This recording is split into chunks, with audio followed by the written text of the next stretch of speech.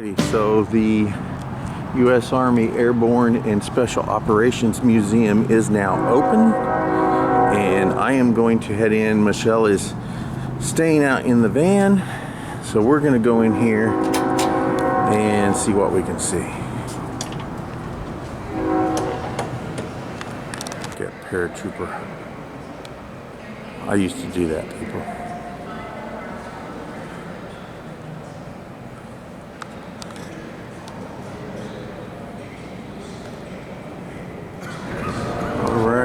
Airborne units. I was with the 18th Airborne Corps right there. I was with the 1st Battalion, 39th Field Artillery, Airborne.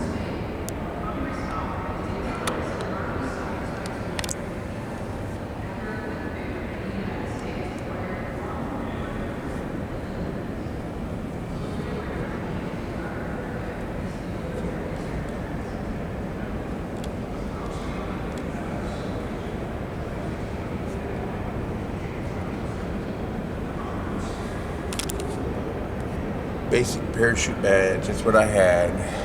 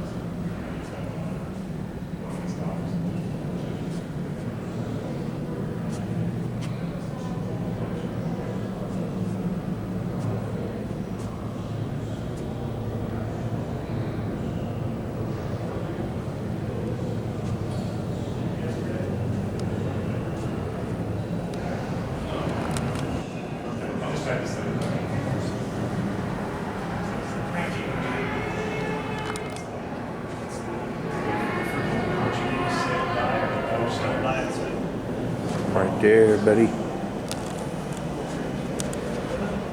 Point of the spear. That's right.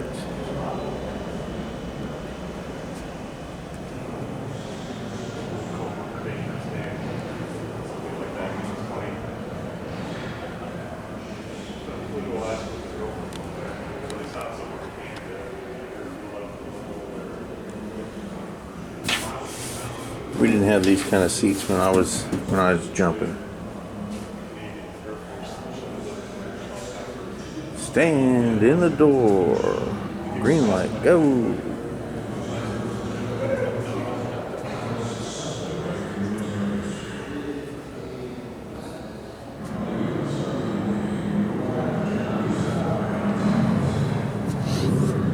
Escape and evasion kit. 509th Executive Officer.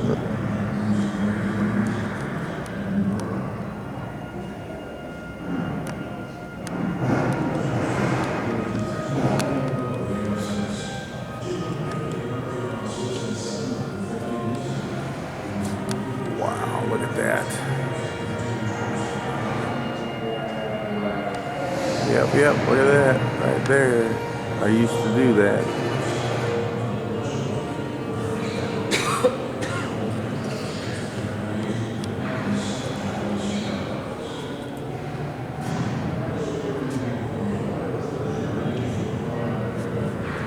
My son Michael would love this place. There you go, Michael. There's a German rifle, G33-40.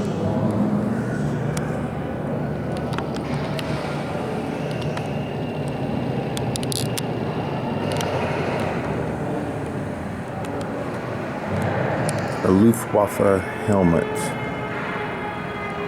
German Air Force troops.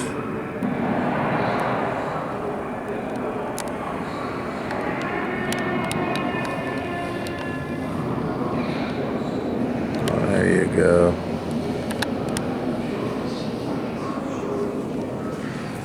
NG-34 machine gun. Rocket launcher.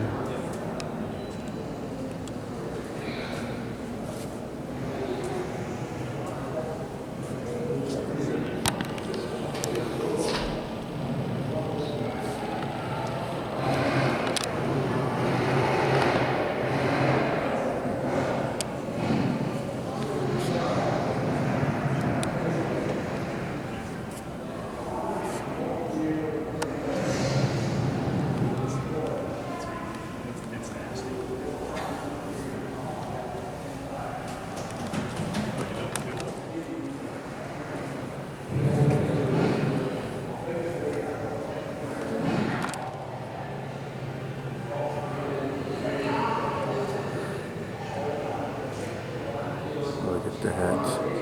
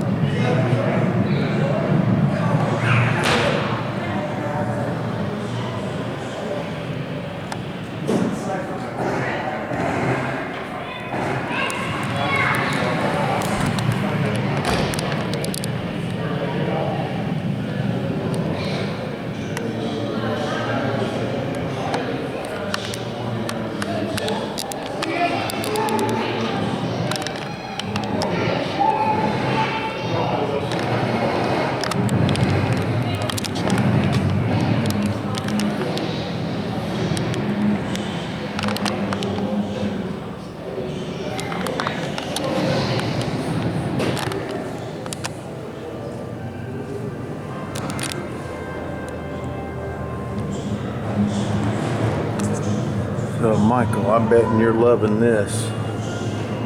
My son Michael is huge into this stuff.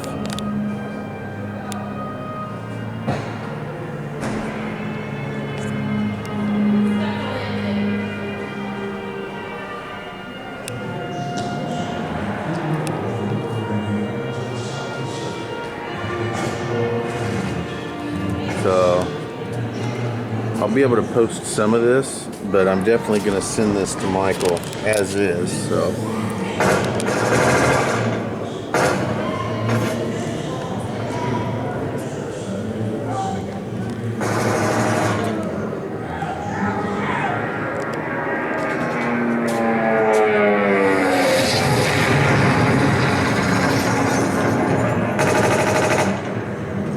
oh, look at that.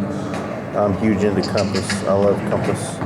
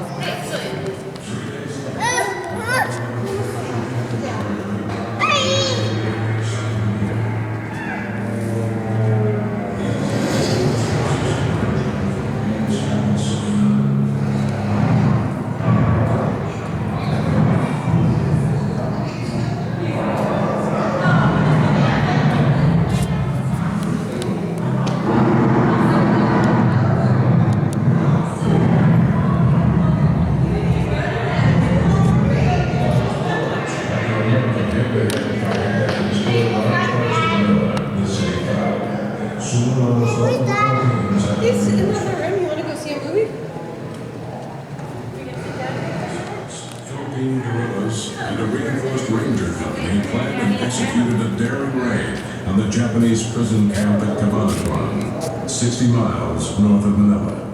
The scouts, guerrillas, and rangers, working a coordinated assault, liberated over 500 Allied prisoners. On the night of 30 January 1945, they thrust through 25 miles of enemy-held territory, crushed the Japanese garrison in just half an hour, and rescued the prisoners.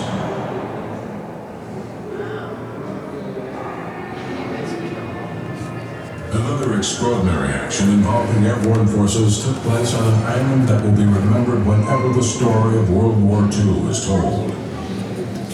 Corregidor.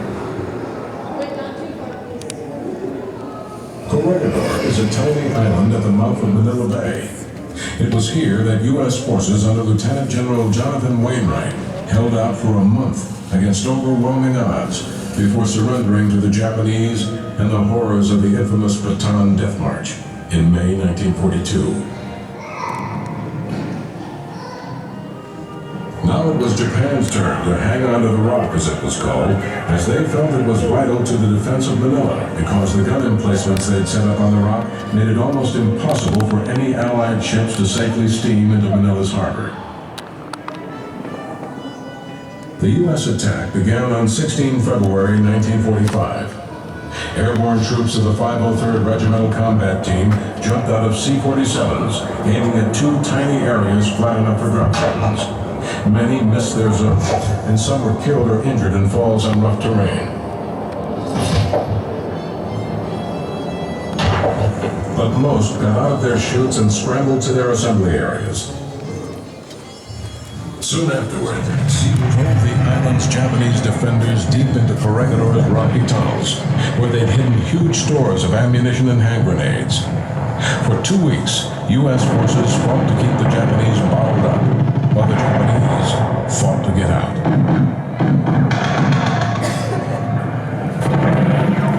In the end, all but 20 of the Japanese defenders were dead.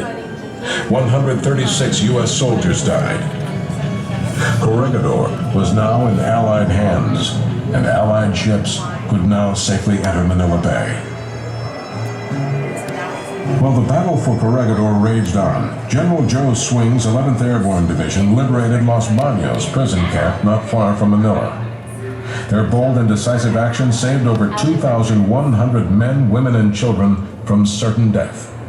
It was, in the words of General Colin Powell, the most successful